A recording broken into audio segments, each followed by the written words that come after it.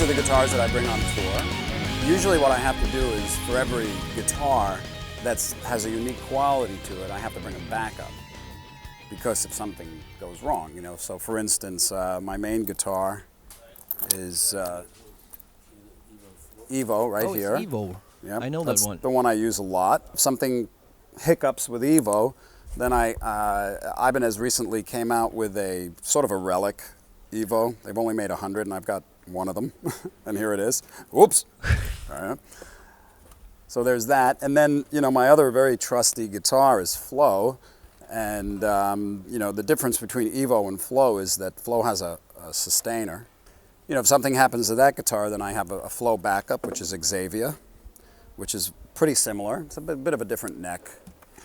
And then there's a song we do that's tuned down. The whole guitar is tuned down a whole step.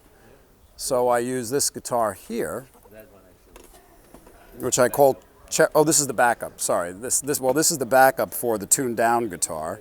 It's called Cherry Blossom, and I actually, it's an Ibanez sort of Stratish type guitar because I wanted single coils for the song that I use it for. And I hand painted that myself. You did? Yeah, with I did it for an Experience Hendrix tour to kind of like, you know, Jimmy's Monterey Strat that he Looks kind of painted. psychedelic. It's my idea of, you know, contemporary psychedelic. You know, my wife looked at it, she says, it looks like a 12-year-old girl painted it.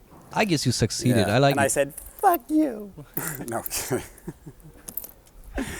What's it written on the back? Is it like a song text or something? Yeah, it's just the lyrics to a song, and this is my son's hand. Oh, Julian. Julian. And this is the main one that I use that's tuned down, and I hand painted that one too differently. It looks like a 14-year-old girl painted it. But it's different in that it has scalloped frets, it has stacked DiMarzio humbuckers as opposed to single coil, and there's lyrics on that one too. This is a really great guitar. This is the new Ibanez Seafoam Green guitar. It's the premium guitar, which is virtually the same as the regular gem, but it has a much lower price point just because of specifics of where it was built. But, you know, it's I don't really feel the difference when I'm playing them, except maybe the necks are different, the frets are different on this one. They're a little bigger. I've been playing the gem for 27 years. I mean, it's a signature model, one of the longest ongoing signature models ever, isn't it? It is the longest. And I've said that before, and I've gotten criticized because people say, oh, no, the Les Paul, the Les Paul. And, you know, the Les Paul technically is not a signature model. They put his name on it. But I take no disrespect towards the Les Paul. Obviously, it's a brilliant guitar. And, you know, but that's just the facts I was told. And you know, it's nice to say that you have a guitar that's still in production after 27 years. Yeah, I mean, people seem to enjoy it, though. Yeah, it's well, it had unique qualities when it came out. You know, there was very different things about it. I mean, when I designed this guitar, it was either a Strat or a Les Paul. And Strats were great for me because they had the whammy bar, but I didn't like single coil pickups, and I didn't really like the shape. It was very pedestrian. And Les Pauls, I just couldn't sit with them, you know. Yeah. But they had the double coil, but no whammy bar. No whammy bar, no homie don't play.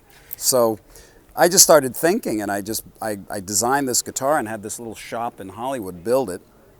I wanted to have a lot of space here so I can, because all these other guitars, they get there's something in the way. And back then it was very difficult to find 24 frets. You know, the whole whammy bar setup. Back then when I had come up with this guitar, they had the Floyd Rose, which was a breakthrough. It was completely new back then, right? Yeah, it was completely new, and for people who really wanted to abuse a whammy bar, it was a real breakthrough. But I wanted to pull way, way, way high up on, you know, and no Floyds that I knew could do that, no guitar could do that I knew of. So I just took a hammer and a chisel, and I chopped out the back of the bridge here. You did it by yourself the first time? Yeah, I just did it myself. Oh. Because I was just looking at him going, why can't I pull up on this? And I just said, oh, and I just went, wood flying all over the place. And then I got that, and then they, you know, that was part of the design. And then the pickup configuration was unique at the time, as far as I know. It has the two humbuckers for that really screamy kind of a tone position and neck position and treble position. But I really like that tubey strat sound that you get when you have two single coils. So we designed this 5-position switch that when you're in this position you get a full humbucker, and when you're in this position you get two single coils because it splits the coil. It's a little different on this guitar because this has got a sustainer in it, and that's just a stacked humbucker.